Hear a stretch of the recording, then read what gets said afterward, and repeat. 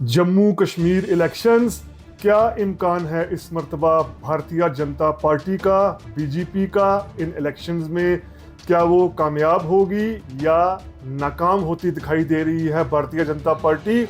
Article 370 और 35A ख़त्म करने के बावजूद भारतीय जनता पार्टी क्यों फिर से जम्मू कश्मीर इलेक्शंस में नाकाम होती दिखाई दे रही है। मोदी सरकार ने अगस्त 2019 में कश्मीर का रियासती स्टेटस ख़त्म करके रातों रात इंडियन कॉन्स्टिट्यूशन से आर्टिकल 370 उड़ाकर जो बड़ा दांव खेला था वो नाकाम होता दिखाई क्यों दे रहा है।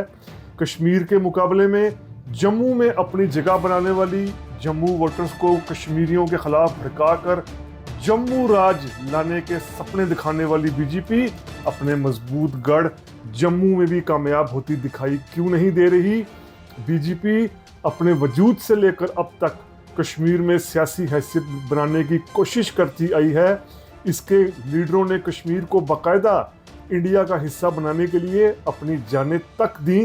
इतने जतन करने के बावजूद बीजेपी के साथ क्या होने जा रहा है इन इलेक्शंस में, समझने और जानने की कोशिश करते हैं रीथिंक विद उमर जावेद में। व्यूवर्स को रीथिंक विद उमर जावेद में वेलकम। आप में से ऐसे व्यूवर्स जिन्होंने अभी तक rethink with Umar Javed subscribe नहीं किया, हमारी रिक्वेस्ट है कि rethink with Umar Javed subscribe करें। भारतीय जनता पार्टी अपने बाकायदा वजूद में भी आने से पहले जब जनसंघ कहलाती थी, जनसंघ यानी जो बीजेपी की मदर पार्टी थी, उस दौर से ही कश्मीर को इंडिया का हिस्सा बनाने के लिए, बाकायदा तौर पर हिस्सा बनाने के लिए, आर्टिकल 370 ख़त्म करने के लिए, 35A ख़त्म करने के लिए जतन करती आई है। जो जनसंघ के लीडर थे, जिन्होंने जनसंघ को फाउंड किया था, जो बीजेपी की मदर पार्टी है जनसंघ, इसके लीडर श्यामा प्रसाद मुखर्जी ने अपनी बाकायदा जान दी थी 1953 में। इन्होंने कहा था वो कश्मीर जाकर दिखाएंगे स्पेशल आईडी के बगैर, और वो कश्मीर गए, इन्हें गिरफ्तार किया गया और फिर कश्मीर में लखनपुर में जब गिरफ्तार किया गया उसके बाद वहीं कैद के दौरान 23 जून 1953 को श्यामा प्रसाद मुखर्जी, जो फाउंडिंग फादर थे जनसंघ के, बीजेपी की मदर पार्टी के, ये वहाँ पर जो है वो इनका इंतकाल होता है वहाँ पर।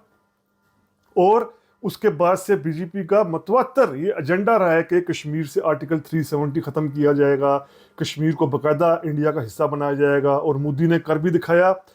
अब क्या गेम हो रही है, क्योंकि आर्टिकल 370 ख़त्म होने के बाद ये कश्मीर का फर्स्ट लेजिस्लेटिव असेंबली का फर्स्ट इलेक्शन होने जा रहा है। क्या बीजेपी ने गेम प्लान किया है, मोदी का गेम प्लान क्या है? तो इसमें जो सबसे 3-4 बुनियादी बातें, इनमें अहम बात यह कि जो 2022 में हलकों को डिलिमिटेशन की गई है, यानी हलकों को नए सिरे से हल्का बंदियां कश्मीर की गई हैं 2022 में।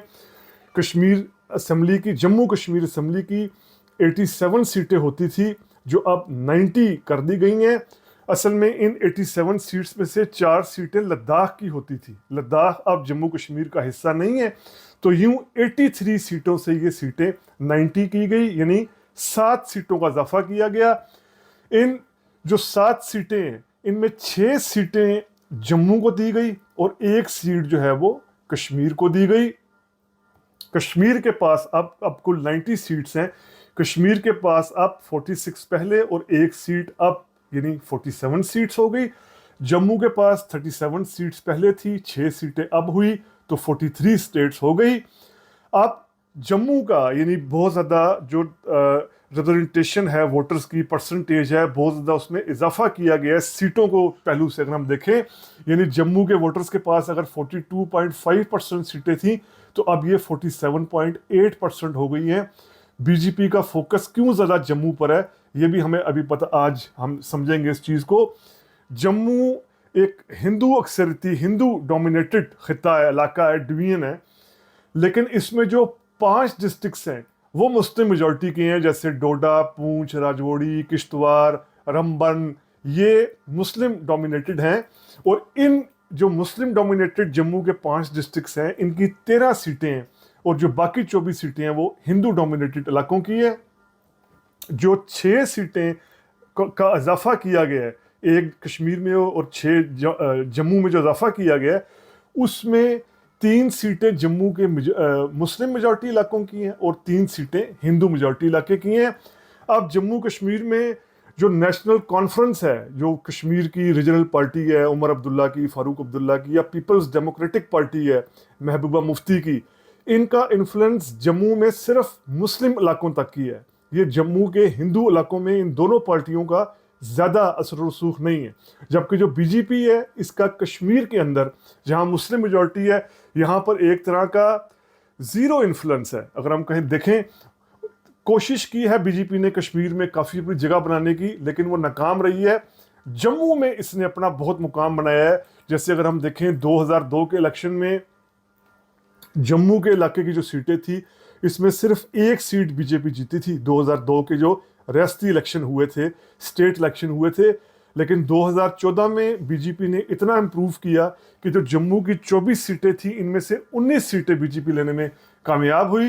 यानी इसका जो परसेंटेज थी वोटर्स की, वो 2002 में 15 थी, तो 2014 में ये 46% हो गई। लेकिन वादी के अंदर कभी भी बीजेपी ना असेंबली की सीट जीत पाई, ना कभी लोकसभा की सीट जीत पाई, ना स्टेट इलेक्शन की, ना किसी भी इलेक्शन की वादी के अंदर, कश्मीर के अंदर कभी कोई सीट नहीं जीत पाई। यही वजह है कि 2024 के जो लोकसभा इलेक्शंस थे, इसमें भी बीजेपी ने कश्मीर से अपना कोई उम्मीदवार उतारा ही नहीं था। जम्मू से अपने उम्मीदवार उतारे थे 2, और जो कामयाब भी हुए थे। आखिरी इलेक्शन की अगर हम बात करें जो 2014 में हुए थे, इसमें जो कुल सीटें थी जम्मू कश्मीर की 83 थी, और भारतीय जनता पार्टी ने 25 सीटें ली थी, जो जम्मू के इलाके की ही थी। जम्मू के इस इलाके में 19 सीटें, जो इन 25 में से 19 सीटें हिंदू मेजॉरिटी डिस्ट्रिक्ट से, और जो 6 सीटें थी वो मुस्लिम मेजॉरिटी डिस्ट्रिक्ट से जम्मू की जीती थी। अब 2024 का अगर हम देखें, यानी 2024 के जो लोकसभा इलेक्शंस हुए थे 5 सीटों पर, उन 5 सीटों के नीचे जो ये 90 सीटें बनाई गई हैं, इनमें किस तरह का रिजल्ट रहा। लोकसभा का रिजल्ट तो 5 सीटों का ये रहा, 2 सीटें बीजेपी ने जीती 5 में से, और 3 सीटों पर कांग्रेस का और नेशनल कॉन्फ्रेंस का इत्तेहाद जीता था।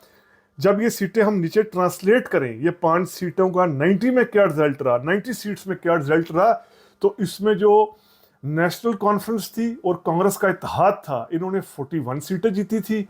लोकसभा इलेक्शंस के नीचे जो सीटें आ रही थी, बीजेपी ने 29, पीडीपी ने 5, जो सजाद लोन की पीपल्स कॉन्फ्रेंस है इसने 1, और जो इंडिपेंडेंट्स थे, जो अब इंजीनियर रशीद की पार्टी में बड़ी तादाद में मौजूद हैं, जमात इस्लामी में मौजूद हैं, ये 14 उम्मीदवार ये कामयाब हुए थे।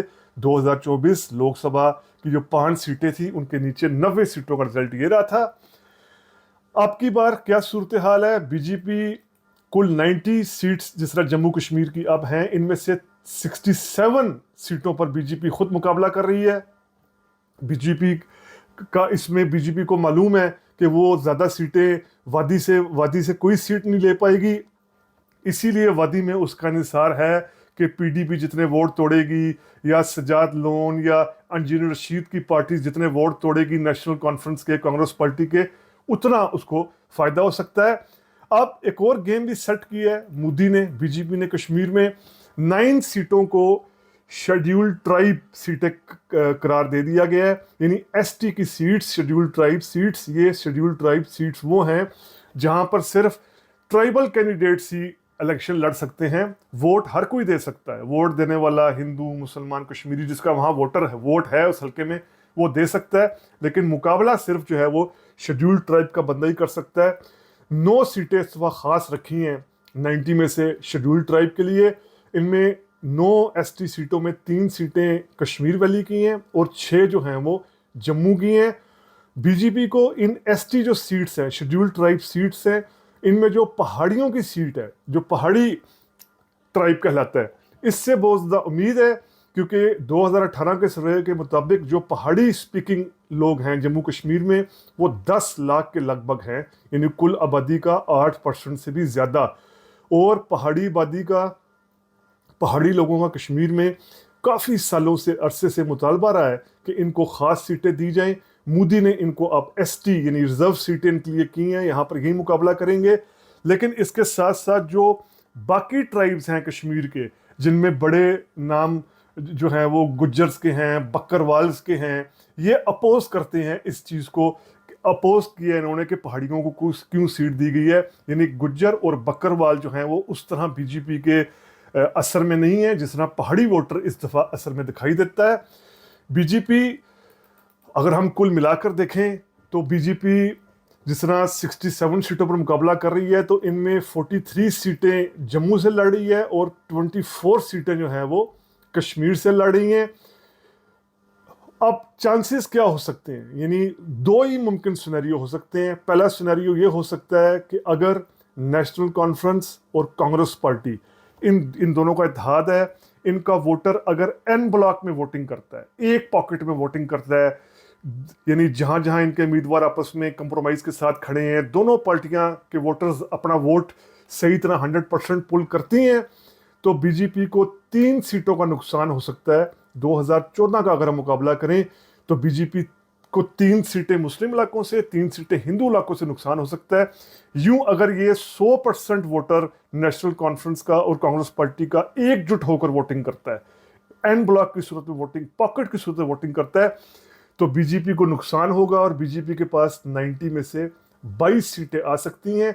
अगर नेशनल कॉन्फ्रेंस का वोटर, कांग्रेस पार्टी का वोटर और पीडीपी का वोटर 5% भी अपना वोट शेयर लूज करता है, यानी जो बीजेपी की मुखालिफ पार्टीज हैं, कांग्रेस और नेशनल कॉन्फ्रेंस जिनका इत्तेहाद है, और पीडीपी पीपल्स डेमोक्रेटिक पार्टी जो अपने दम पर लड़ी है, ये अगर 5% भी वोट लूज करती हैं तो बीजेपी का इसको फायदा होगा, सीटों का फायदा होकर ये 90 में से 32 सीटें बन सकती हैं बीजेपी की असेंबली में। दोनों सूरतों में हमने आपके सामने दोनों सिनेरियोस पेश किए। एक वो सिनेरियो कि जिसमें नेशनल कॉन्फ्रेंस और कांग्रेस पार्टी 100% अपने वोटर्स को बाहर निकालती है, उस सूरत में भी, और अगर ये 5% वोट कम होता है, जो जिसका इम्कान ना होने के बराबर होता है, किसी पार्टी का वोट अचानक 5% कम हो जाए, लेकिन हम एक सिनेरियो बिल्ड कर रहे हैं, अगर 5% कम होता है तब भी बीजेपी ज़्यादा से ज़्यादा 32 सीटें ले पाएगी, यानी 90 का जो हाफ फिगर है 45 उस तक नहीं पहुंच रही।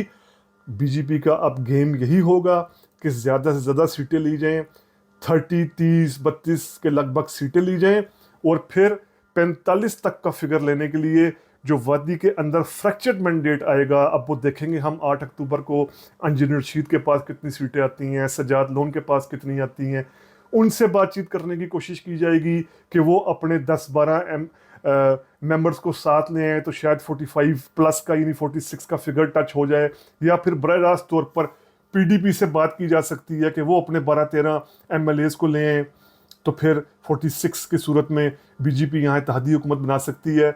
नेशनल कॉन्फ्रेंस का इस मरतबा बीजेपी के साथ शामिल होने का इम्कान ना होने के बराबर है, क्योंकि उमर अब्दुल्ला मुसलसल कह रही हैं कुछ भी हो जाए भारतीय जनता पार्टी से अलायंस नहीं होगा।